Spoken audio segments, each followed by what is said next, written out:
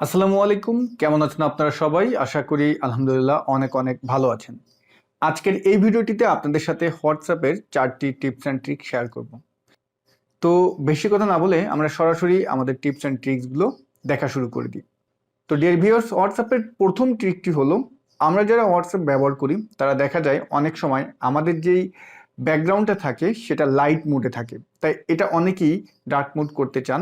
তা এটা আপনি কিভাবে করবেন? প্রথমত আপনি চলে যাবেন আপনার হোয়াটসঅ্যাপ অ্যাকাউন্টটিতে, সেটা ওপেন করবেন। ওপেন করার পরে ডান পাশে দেখবেন যে থ্রি ডটটি আছে, এখানে আপনি ক্লিক করবেন।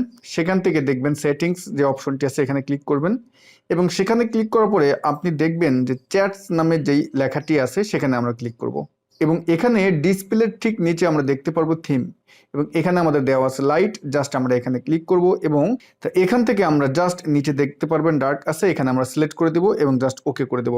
এখন আমরা দেখতে পারতেছি আমাদের হোয়াটসঅ্যাপ অ্যাকাউন্টটি ডার্ক মোড হয়ে গিয়েছে। দ্বিতীয় টিপসটি হলো, হোয়াটসঅ্যাপে আমাদের অনেকেই দেখা যায় অনেক ধরনের ছবি পাঠিয়ে থাকে, অডিও, ভিডিও অথবা অনেক ধরনের ডকুমেন্ট পাঠিয়ে থাকে। তা আমরা অনেকেই দেখতে পাই যে যখনই আমরা সেই ছবিগুলো ওপেন করি, অর্থাৎ হোয়াটসঅ্যাপে আমাদের কেউ ছবি পাঠালে সেই ছবিগুলো যদি আমরা সিন করি তাহলে অটোমেটিক সেই ছবিগুলো ডাউনলোড হয়ে যায়। তা অনেকের ডিভাইসে কিন্তু এটা হয় না। তা এটা আপনি কিভাবে করবেন, আবার কিভাবে এটা বন্ধ করবেন, এখন আমরা সেটা দেখব। এজন্য চলে যাবেন আপনি আপনার হোয়াটসঅ্যাপ অ্যাকাউন্টে। সেখান থেকে উপরে ডান পাশে যে থ্রি ডট আছে সেখানে আমরা ক্লিক করব এবং এখান থেকে আমরা সেটিংসে ক্লিক করব।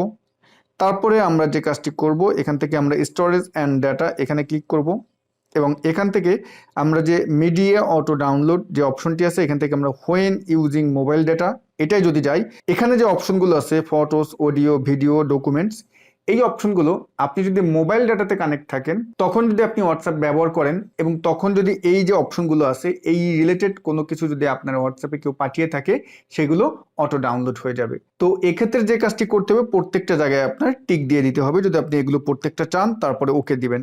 এখন কথা হলো যে আপনি তো ওয়াইফাই ব্যবহার করেন, তাহলে কিভাবে করবেন? এক্ষেত্রে নিচে দেখেন হোয়েন কানেক্টেড অন ওয়াইফাই, আমরা যদি এখন এটাই ক্লিক করি এবং এখানে দেখতে পারতেছি সেম অপশন। আপনি প্রত্যেকটা টিক দিয়ে যদি ওকে দিয়ে দেন তাহলে এগুলো যখনই আপনার হোয়াটসঅ্যাপে কেউ পাঠাবে এবং ওপেন করবেন তখনই এটা অটো ডাউনলোড হয়ে যাবে। আর এগুলোতে যদি টিক না দেওয়া থাকে তাহলে ডাউনলোড হবে না। 3 নম্বর টিপসটি হলো, আমরা যারা খুবই ব্যস্ত থাকি বা আমাদের অনেক প্রাইভেসির কারণে আমরা অনেকে যদি কেউ মেসেজ পাঠায় তখন সেই মেসেজটা আপনি হঠাৎ করে দেখে ফেললেন, বাট তার কাছে আপনি নিজের একটা ভাব রাখতে চাচ্ছেন যে আপনি ওই মেসেজটি দেখেননি, এরকম একটা অপশন অন করতে চাচ্ছেন। অর্থাৎ মেসেজ কেউ যদি পাঠায় সেটা আনসিন দেখাবে, আনরিড দেখাবে। এটা আপনি হোয়াটসঅ্যাপে কিভাবে চালু করবেন? আপনি দেখলেও তারপরে দেখাবে আনরিড অর্থাৎ আনসিন। এটা কিভাবে করবেন? তো এই জন্য আমরা যে কাজটি করব, আমাদের হোয়াটসঅ্যাপ অ্যাকাউন্টে আমরা ওপেন করব। ওপেন করার পরে উপরে যে থ্রি ডট আছে সেখানে আবার আমরা চলে যাব এবং সেখান থেকে আমরা সেটিংসে যাব এবং এখান থেকে যে অ্যাকাউন্ট যে অপশনটি আছে অ্যাকাউন্টে আমরা ক্লিক করব এবং উপরে প্রথমে যে আইকনটি দেখতে পারবেন প্রাইভেসি, সেখানে আমরা ক্লিক করব এবং সেখান থেকে যে আমরা লাস্ট সেন এই যে অপশনটি আছে এখানে আমরা ক্লিক করব এবং এখানে দেখেন এভরিওয়ান দেওয়া আছে। আপনি যদি এখন নোবডি দিয়ে দেন তাহলে হলো কি, কেউ যদি আপনাকে মেসেজ পাঠায় আপনি সেটা দেখলেও কিন্তু যে মেসেজ পাঠিয়েছে তার ওখানে আনসিন দেখাবে। তা এই বিষয়টা কিন্তু অনেকেরই দরকার হয়ে থাকে। 4 নম্বর টিপস, অর্থাৎ আজকের ভিডিওর শেষ টিপস। তা আমরা যারা হোয়াটসঅ্যাপ ব্যবহার করি দেখা যায় এখানে আমাদের অনেক গোপন জিনিসপত্র আমরা আদান প্রদান করে থাকি। তা অনেক হ্যাকাররা আছে কিন্তু হোয়াটসঅ্যাপ হ্যাক করে থাকে। তা আপনি যদি আপনার হোয়াটসঅ্যাপ অ্যাকাউন্টটি 2 স্টেপ ভেরিফিকেশন না করে থাকেন তাহলে কিন্তু হ্যাক করার জন্য আপনার অ্যাকাউন্টটি অনেক বেশি সহজ হয়ে যাবে। তা এক্ষেত্রে আপনি কিভাবে 2 স্টেপ ভেরিফিকেশনটা স্টার্ট করবেন এবং আপনার হোয়াটসঅ্যাপ অ্যাকাউন্টটি আরও বেশি সুরক্ষিত রাখবেন, এখনই আমরা সেটা দেখব। তা এজন্য আপনি যে কাজটি করবেন, চলে যাবেন আপনার হোয়াটসঅ্যাপ অ্যাকাউন্টে।